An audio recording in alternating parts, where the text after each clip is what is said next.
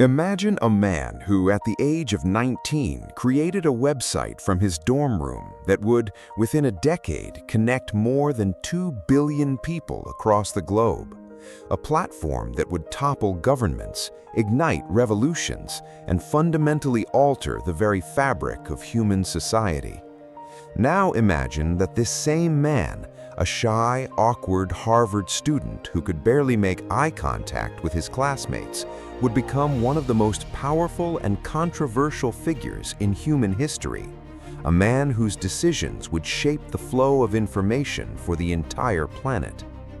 This is the story of Mark Zuckerberg, a man who built a digital empire from nothing, a man who created the most powerful communication tool in human history, and a man who is now grappling with the unintended consequences of his own creation. But here is what most people do not realize about Mark Zuckerberg. The man who built Facebook was not trying to connect the world. He was trying to impress a girl. He was a lonely, socially awkward teenager who wanted to create a way for people to connect with each other, a way to overcome his own isolation. And in doing so, he created a tool that would transform human relationships, political systems, and the very nature of truth itself. He is a man who is both a visionary and a cautionary tale, a man who changed the world and is now trying to save it from the very forces he unleashed. To understand Mark Zuckerberg, you have to go back to the beginning, to the quiet, tree-lined streets of Dobbs Ferry, New York, where he was born on May 14, 1984, into a world of comfort and intellectual ambition. His father, Edward Zuckerberg, was a dentist, a man who ran his practice out of the family home, a man who was both a successful professional and a dedicated father. His mother, Karen Kempner, was a psychiatrist, a woman who understood the complexities of the human mind, a woman who provided the emotional support that her son would need to navigate the challenges of his life. Mark was the second of 4 children, a bright, curious boy who was fascinated by computers from a very young age. He was a boy who was different from his peers. He was not interested in sports or socializing. He was interested in programming, in logic, in the hidden rules that governed the digital world. He was a boy who was deeply introverted, a boy who often preferred the company of machines to the company of other children. He was a boy who was searching for a way to connect, a way to break through the barriers that separated him from the world. His education was a reflection of his intelligence and his unconventional nature. He attended the prestigious Phillips Exeter Academy, a boarding school in New Hampshire, where he excelled in his studies but struggled to fit in. He was a boy who was deeply competitive, a boy who had to win at everything, a boy who was not content to simply be good, he had to be the best. He was a boy who was deeply curious about the world, a boy who would spend hours reading, programming, and exploring the new frontiers of technology. He was also a boy who was deeply rebellious, a boy who was not afraid to challenge authority. He was a boy who was destined to build something that would change the world. He was a boy who was searching for a way to make his mark. In 2002, Zuckerberg enrolled at Harvard University, the most prestigious university in the world. It was a dream come true, a moment of triumph. But he was not happy. He was a man who was restless, a man who was searching for something that Harvard could not provide. He was a man who was increasingly convinced that his future lay in the world of technology, not in the world of academia.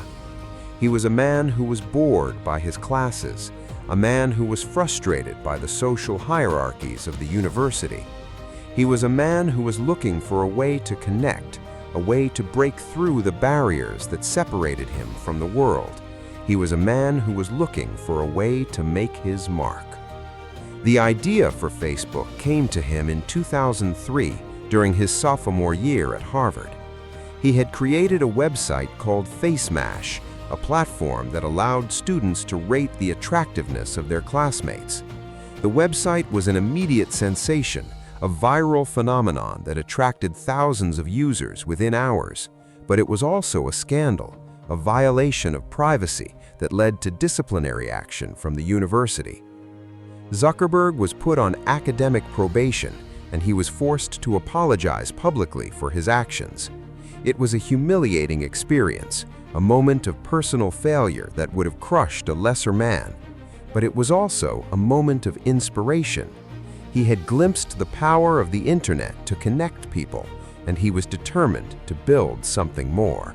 In February 2004, Zuckerberg launched the Facebook, a social networking site that was initially limited to Harvard students. The website was an immediate success, a phenomenon that spread rapidly across the university and beyond. It was a simple concept, a platform that allowed people to create profiles, share information, and connect with each other. But it was a concept that was perfectly suited to the moment. He was a man who had created a tool that would change the world. The website spread to other universities, then to high schools, then to the general public. By the end of 2004, Facebook had more than 1 million users. It was a digital empire, a platform that was growing at an unprecedented rate. He was a man who had built something that was larger than himself. The next decade was a period of relentless growth and innovation. Zuckerberg was a man who was obsessed with growth, a man who was determined to make Facebook the dominant platform on the internet. He was a man who was willing to do whatever it took to win. He was a man who was driven by a relentless ambition, a man who was determined to be the best. He drove himself and his employees to the brink of exhaustion. He was a man who was often described as ruthless and cold. He was a man who was not always kind, a man who was not always generous, a man who was not always fair. But he was also a man who was brilliant, a man who understood the technology and the market better than anyone else. He was a man who was building something that would change the world. In 2012, Facebook went public, and Zuckerberg became one of the richest men in the world. He was a billionaire at the age of 28. He was a man who had achieved everything he had ever dreamed of. But the success also brought new challenges. He was a man who was constantly in the spotlight, a man whose every move was scrutinized by the press and the public. He was a man who was struggling to manage his immense wealth and his immense power. He was a man who was increasingly isolated, a man who had lost touch with the world outside his own company. He was a man who was haunted by the knowledge that his creation was being used for purposes he had never intended. The scandals began to mount. Facebook was accused of allowing Russian interference in the 2016 US presidential election, a revelation that shocked the world. It was accused of allowing the spread of misinformation and hate speech, a fact that undermined its credibility as a platform for free expression. It was accused of violating the privacy of its users, a fact that raised fundamental questions about the ethics of the company. Zuckerberg was called to testify before Congress, a humiliating experience that exposed the arrogance and the naivety of the company's leadership. He was a man who was forced to confront the consequences of his creation. He was a man who was forced to defend his legacy. He was a man who was being asked to account for the damage he had caused. Zuckerberg's personal life has been relatively private, a quiet existence in contrast to his public persona. He married Priscilla Chan in 2012, a woman he had met at Harvard. They have 2 daughters. He is a man who is known for his love of running, his love of reading, and his love of technology. He is a man who is deeply thoughtful, a man who spends hours thinking about the big questions of existence. He is a man who is obsessed with the future, with the possibilities of technology, and with the challenges that lie ahead. He is a man who is not afraid to admit his mistakes, a man who is not afraid to change his mind. He is a man who is both a product of his time and a force for change. In 2021, Zuckerberg announced that Facebook was changing its name to Meta, a rebranding that reflected the company's ambition to build the metaverse, a virtual reality space that would connect people in new and immersive ways. It was a bold and ambitious move, a bet that the future of the internet lay in virtual reality. It was a move that was met with skepticism and derision, a move that many saw as a desperate attempt to escape the scandals of the past. But he was a man who was determined to shape the future, a man who was willing to bet everything on his vision. He was a man who was not content to be a survivor. He wanted to be a pioneer.